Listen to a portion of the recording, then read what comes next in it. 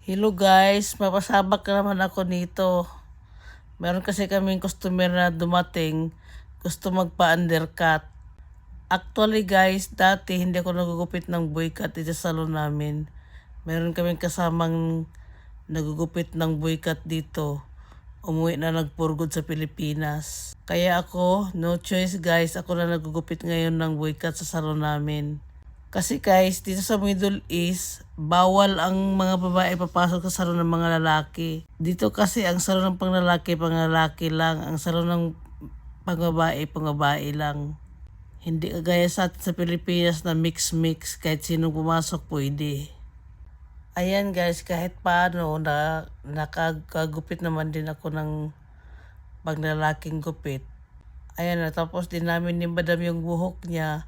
At kailangan niya lang magkulay ng roots niya kasi lumalabas na yung puti ng buhok niya. Balik na lang doon sa sunod kasi gabi na siya kasing dumating.